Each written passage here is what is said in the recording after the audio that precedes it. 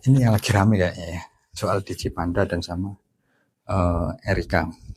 Tapi menurut saya memang dua-duanya konyol sih gitu loh. Saya nggak sebenarnya males juga bahas ini, tapi menurut saya ini adalah harus diluruskan gitu loh, biar nggak terus-terusan kayak gini, biar nggak dikonsumsi publik terus-terusan bahwa siapa yang benar, siapa yang salah. Sebenarnya dua-duanya salah, ya. Dua-duanya nggak jelas semua ini orang. Gitu loh. Kalau dari awal itu sebenarnya yang memang, ini opini saya pribadi ya, karena di satu sisi saya pernah berada di posisinya Panda waktu itu, pernah ngalamin saya. Nah, sebagai laki-laki harusnya si Panda ini kalau memang dia ini merasa jantan dan merasa laki-laki, ngapain terus dia itu harusnya nggak usah lah dia klarifikasi ini, cari pembelaan sana, cari pembelaan sini, sudah lah. Kamu tuh laki-laki itu, ngapain kamu cari pembelaan itu? Laki-laki itu nggak perlu klarifikasi, tapi cukup bikin aksi dan buktikan gitu loh. Laki-laki itu nggak harus klarifikasi, nggak perlu. Kalau perempuan mungkin lah gitu loh. Tapi kalau laki-laki saya rasa nggak. Apalagi kamu memang pernah berbuat dan melakukan itu dengan si wanita ini. Terus kamu cari pembelaan, enggak lah, sampah banget itu loh. Jangan kayak gitulah buat laki. Pesan saya buat laki-laki di luar sana jangan seperti itu. Ketika kamu sudah berbuat, ya udah datang dan tunjukkan etikat baikmu. Oke, saya tanggung jawab dengan catatan.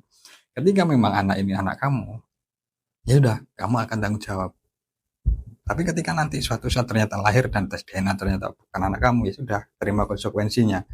Gitu loh. Sebagai pihak dari pihak perempuannya loh ya yang harus terima konsekuensi. Nah, untuk si perempuannya juga gitu gitu loh. Kamu selama ini sampai hamil berapa bulan udah lama kan gitu loh. Kenapa baru naik sekarang? Nggak tahu sih saya ini memang beneran ini cuma settingan untuk supaya naik atau memang ini beneran terjadi saya nggak tahu.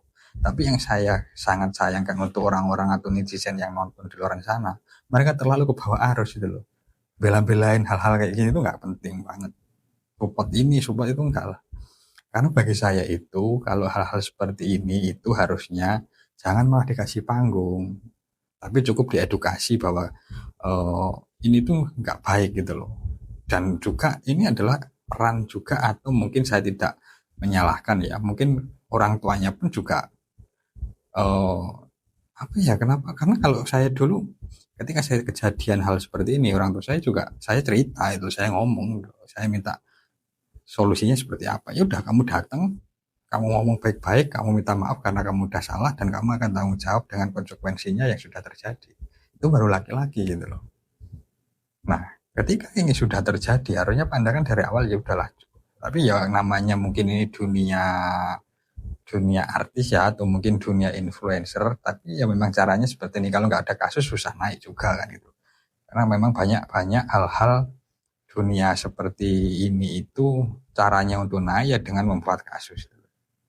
Nah, saya harap sih apa namanya para netizen di luar sana ngerti lah bisa bedain ini patut dibela apa enggak, ini harus disupport apa enggak gitu. Nah, untuk si perempuannya juga gitu, ngapain terus harus sampai kalau si memang ini itu anaknya si Panda ngapain harus bikin laporan dan lain sedangkan posisinya sekarang udah si Panda katanya sudah mau tanggung jawab gitu. Tiba-tiba malah naik ke kepolisian. Lucu gitu loh penyelesaiannya. Padahal sebenarnya sangat simpel penyelesaiannya kalau menurut saya loh ya. Penyelesaiannya ya sudah gitu loh. Kalau memang ini anaknya Panda, Panda mau tanggung jawab, nikah selesai. Tapi kalau Panda nggak yakin itu anaknya, nunggu sampai lahir lah.